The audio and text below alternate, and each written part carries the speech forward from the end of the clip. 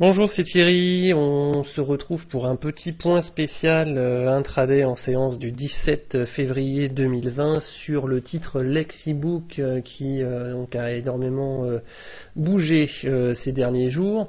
Et donc voilà, je vous fais une toute petite vidéo là-dessus pour simplement cadrer un petit peu les supports et les résistances que je vois.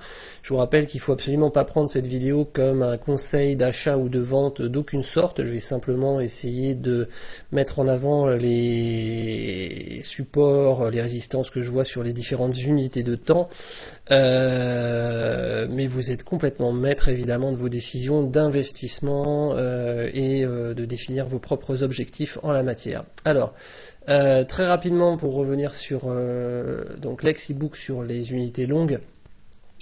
On voit, vous voyez, en plus je touche pas moi mes supports résistance, donc c'est assez marrant parce que j'avais mis, vous voyez ici là, dans la zone des 2,15, en prenant les plus bas mensuels de ces bougies là, et puis cette zone, vous voyez, de contact de support qui a servi de support, qui est redevenu ensuite résistance. Vous voyez, on est venu buter ici, donc elle est à peu près, elle est évidente depuis une centaine de bougies en unité mensuelle. Eh bien, on est allé chercher les plus hauts, on est allé chercher flirter avec cette ligne pour mieux redescendre, et vous voyez qu'en bas, eh bien, on a une zone de plus bas aussi qui remonte à encore beaucoup plus loin si vous allez chercher dans les historiques, hein, je ne vais pas aller le faire maintenant, qui est devenue également une zone de résistance, et vous voyez que maintenant on est venu, donc ça c'était la séance de vendredi, hein, on n'a pas la séance de lundi sous les yeux, mais on est venu chercher cette zone qui passe aux alentours des 1,10 et au niveau également de la moyenne mobile 20 périodes de l'unité mensuelle à 1,02.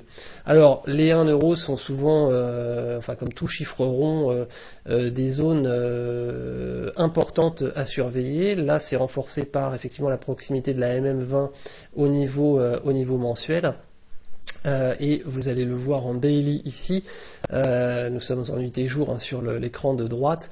Vous avez également en pointillé ici la moyenne mobile 200 périodes, donc qui est une moyenne mobile dont on se sert en général pour un peu délimiter la tendance long terme. Donc à nouveau, elle pourrait servir de zone support, et elle passe par les indices. Donc bien surveiller la zone des 1 euro indice pour voir si on arrive à rebondir par-dessus. Si un rebond se produit, je dis bien si, nous avons ici, vous voyez dans les petits traits rouges et verts que j'ai dessinés, ce sont les pivots mensuels. Alors étant donné l'énorme explosion de volatilité qui a suivi ce range où on avait très peu de volatilité, au contraire, les pivots étaient resserrés. Et nous avons un pivot mensuel, un S3 mensuel ici, qui est dans la zone des 1,44.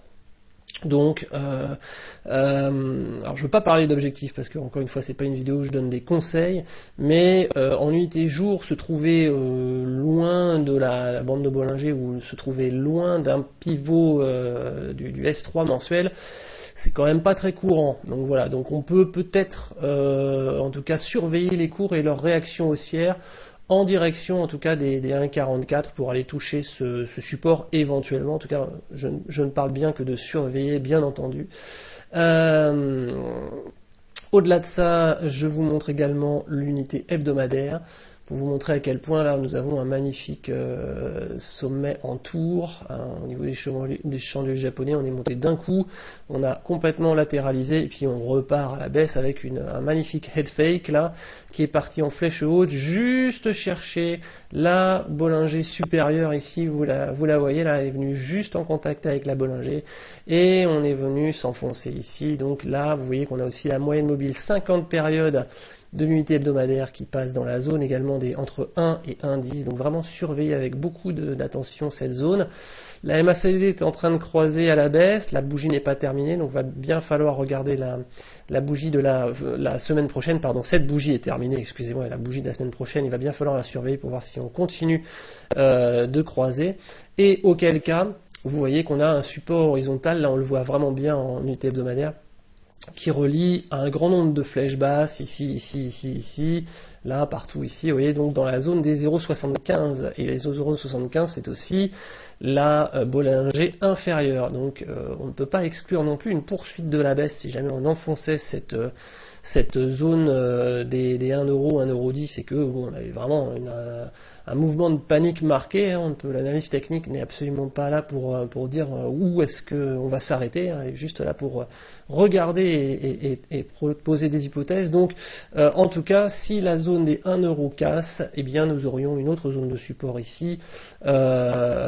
probablement forte et d'assez long terme également dans la zone des 0,75 où on croise à la fois les supports les plus bas horizontaux ici, vous voyez, et la Bollinger qui arrive en renfort à la hausse. Donc voilà, donc zone pour l'instant à surveiller avec attention, potentiellement de rebond dans les 1 euro, 1,10, et puis en hebdo si jamais elle casse, eh bien nous aurions un support horizontal avec la bolle inf ici à 0,74, 0,75.